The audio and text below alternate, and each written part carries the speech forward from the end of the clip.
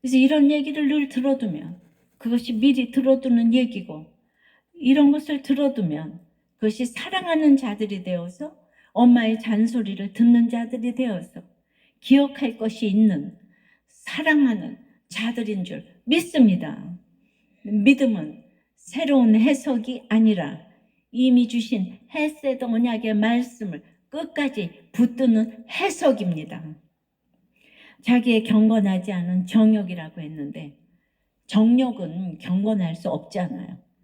그런데 왜 여기 경건이 붙었을까요? 자기 생각대로 겉모양은 경건을 행하며 본질은 복음을 조롱한다는 거예요. 복음을 조롱하는 사람의 특징이 겉모양이 경건이. 그러니 겉은 다들 경건한데 이렇게 그 경건한 모습으로 살아있는 적용을, 살아있는 아이를 죽이는 적용을 가책도 없이 행하는 거예요. 문자적으로도 이 배 안의 생명을 죽이는 법을 발휘하고 통과시키고 그러지 않습니까? 이게 똑같은 거예요. 이게 이원론이 아니에요. 왜 그럽니까? 디모데후서 3장 1절에 보면 너는 이것을 알라. 말세에 이게 이제 마지막 때죠. 고통하는 때가 이르러 사람들이 자기를 사랑하며 돈을 사랑하며 자랑하며 교만하며 비방하며 부모를 거역하며 감사하지 아니하며 거룩하지 아니하며 무정하며 원통함을 풀지 아니하며 모함하며 절제하지 못하며 싸나우며 선한 것을 좋아하지 아니하며 배신하며 조급하며 자만하며 쾌락을 사랑하기를 하나님 사랑하는 것보다 더하며 경건의 모양은 있으나, 이 사람들의 특징이 경건의 모양이 있어요.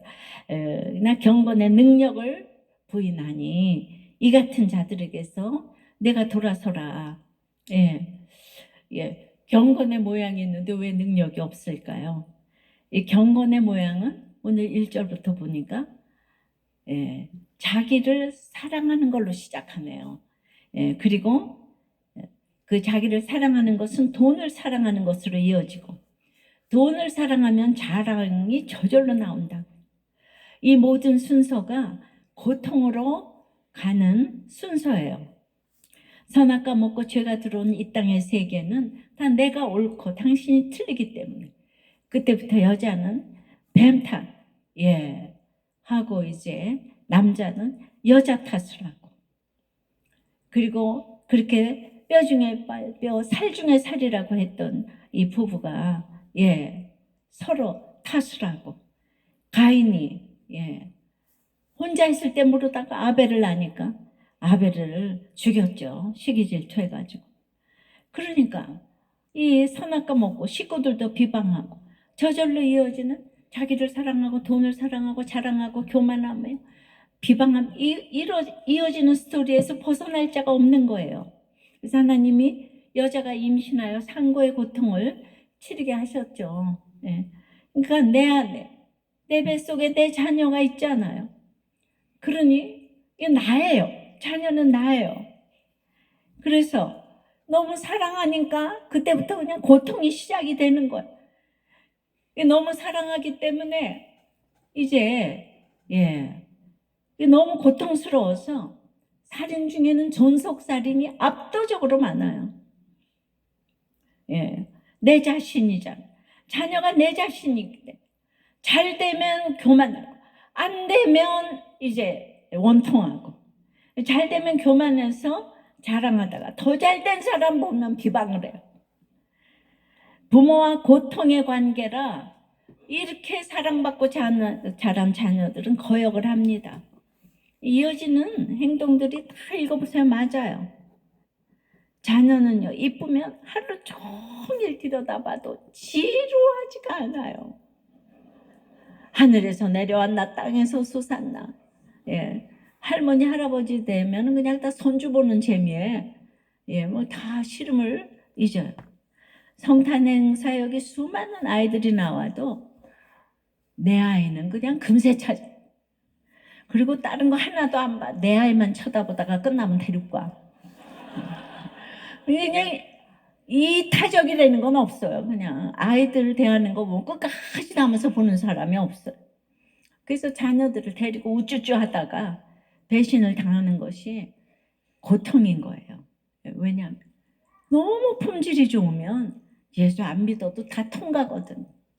예, 공부도 잘하고 예쁘고 뭐 예수까지 믿게 하겠어요. 그렇게 공부 잘하고 예쁘고 잘났는데 막 허벅지를 꼬집어 가면서 기도하는 사람 손 들어봐요. 천천히 나중에 학교 붙고 교회는 가지 뭐. 다윗의 잘난 아들 압살롬이 그랬잖아요. 그러니까 그 잘난 압살롬이 이제 다윗을 반역했잖아요. 거역했어요. 반대로 태어나면서부터 장애가 있고 뭐든지 다 못하고 이러면 하루 종일 봐야 되니까 얼마나 슬퍼요. 그죠? 슬퍼요. 그러면 이 땅에서 이상하게 해석하잖아요. 아니 그게 제대로 된 해석이라 그러겠죠. 그 하루 종일 쳐다보면서 고통이에요. 그러나 내 뱃속으로 났어요.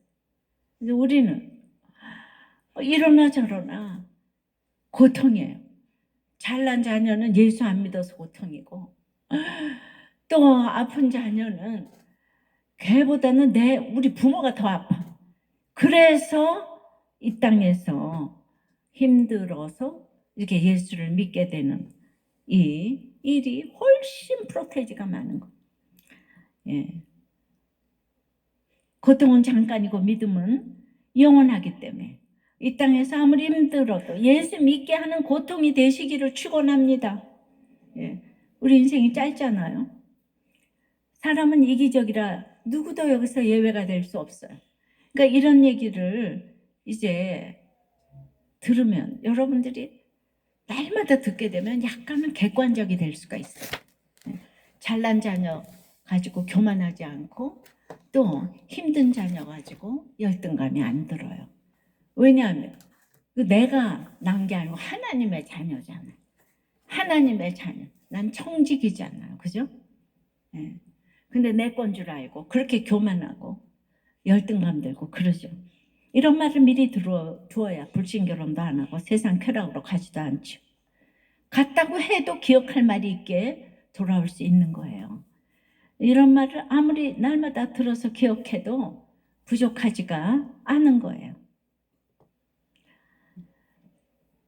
사랑하는 자가 되어 이런 말을 기억했으면 좋겠습니다. 여러분이 미리 들은 말이 너무 많아서 반드시 다 구원으로 이뤄 가실 줄 믿습니다. 적용 질문이에요. 예, 부모님은 자녀들에게 미리 한 말이 있어요? 예. 자녀들은 들어둔 기억할 말이 있습니까? 여러분은 자녀 때문에 행복해요? 고통이에요? 예, 자기 사랑, 돈 사랑, 자식 자랑이 고통의 시작이라는 것이 이해가 되나요? 예. 그러니까 이렇게 자랑 좀 하지 마세요. 예. 그러니까 진짜 예. 긍휼을 기다리기 위해서 미리 한 말 기억하라고 그랬잖아요. 두 번째는 거룩한 믿음 위에 자신을 세워야 이제 합니다. 20절 21절에 사랑하는 자들아 너희는 너희의 지극히 거룩한 믿음 위에 자신을 세우며 성령으로 기도하며 하나님의 사랑 안에서 자신을 지키며 영생에 이르도록 우리 주 예수 그리스도의 긍휼을 기다리라. 주님 우리를 사랑하는 자라고 계속 말씀하세요. 예. 그러니까 이제 잔소리를 좀 하셔야 되잖아요. 그러니까 그래 잔소리를 하실 수 있다는 거예요. 예. 그러니까 자꾸 너무 이제 경고했잖아요. 그러니까 이제 하나님도 우리에게 눈치를 좀 보시는 거예요. 잔소리 하려고. 사랑하는 자야, 사랑하는 자야. 예, 남편이 뭐 잘못했으면 여보 나 참 사랑해 그러면 수상한데 이래야 되잖아요. 그죠? 왜 갑자기 사랑한다고 그러지? 예, 죄 졌을 때 그래요. 주님은 우리 너무 사랑해가지고 엄마 같은 마음으로 긍휼을 기다리려면 오늘 지극히 거룩한 믿음 위에 자신을 세우라고 합니다. 그러면 거룩한 믿음의 반대는 뭘까요? 예, 구별된 가치, 세상과 구별된 가치관이면 나는 세속적인 가치관을 가졌겠죠. 겉으로는 경건을 보이며 그 세속적인 믿음이 있다고 그랬잖아요. 세속적인 그런 믿음에 자신을 세우는 것이 무엇일까요? 예. 그러니까 내가 이 주님을 만나지도 않았는데 그 타고난 성품을 가지고 신앙생활을 할 때 자기 소견에 옳은 대로 행할 수밖에 없기 때문에 그걸 인본주의라고 하죠. 그러나 교회에서조차도 어딜 가나 모이면 모두 사람 좋고 나쁘고 성품 얘기만 하면서 믿음으로 다 착각을 하는 거예요. 그리고 맨날 저 사람이 착해 그 얘기를 해요. 계시록에서 짐승의 세력보다 더 무서운 것은 음녀 바벨론의 세력이라고 했어요. 예, 그 큰 세력들이 이제 바벨론에서 메데파사에서 헬라에서 로마로 계속 옮겨가면서 이제 로마 시대 이후로는 계시록 12장에 있듯이 강 같은 교류인 이 이즘으로 우리를 그냥 입을 벌리고 이제 공격하고 있어요. 공산주의가 짐승의 세력이라면 자본주의는 음녀의 세력이라고 할 수 있죠.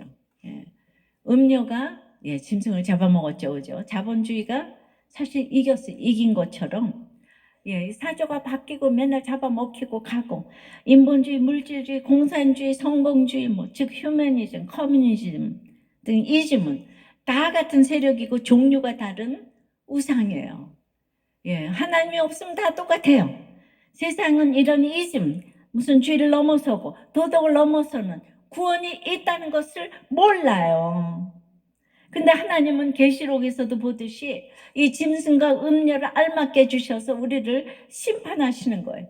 심판의 칼날이 임하면 누구도 피할 자가 없는 거예요. 북이스라엘의 금성화지 물질주의 우상 숭배로 아수르에 망하는 것을 보게 하셨어요. 남유다에게 유예 기간을 주셨지만 하나도 회개하지 않고 똑같이 일월성신의 우상을 경배하다가 바벨론에 또 망했어요. 이들은 믿는데도 회개는 하지 않고 날마다 망하지 않게만 해달라고 이루고 기도를 망하지 않게만 기도하다. 하나님이 정말 염증이 나셨어요. 자, 여러분, 남편은 외도로 폭력으로 부도로 뭐 여러 가지 뭐 말할 수 없는 것들이 많이 있겠죠. 사이코패스에 뭐에. 그래서 이 집안에 심판을 행하시고 주께로 돌아오기를 촉구하시는데 고발하고 이혼하고 그러면 안 되는 거예요. 누구도 의인은 없다고 했으니까. 이 사건에서 내 죄를 봐야 하는데 특히 착한 사람이 죄를 보기가 어려워요. 애통하기가 어려워요. 좀 의로운 사람은 그래서 아주 내놓고 고발하고 이혼하고 착한 사람은 가만히 있다가 결국은 분해서 또 가만히 이혼하고 그리고 또 자살하고 그래서 착한 것이 더 악해요. 왜냐하면 미리 예고편도 안 주고 끝을 냈잖아요. 기회가 없잖아요. 그래서 착할수록 이 구속사가 훨씬 더 어렵다고 하는 거예요. 우리는 사울이 이상한 것 같지만 그 당시 예배 중독자였던 사울은 겉으로는 얼마나 열심히 예배드리고 경건하고 착하고 그렇게 보이지 않았겠습니까? 그런데 속으로는 다윗을 미워해서 지옥을 살고 있었잖아요. 결국 사울도 자살했어요. 아시죠?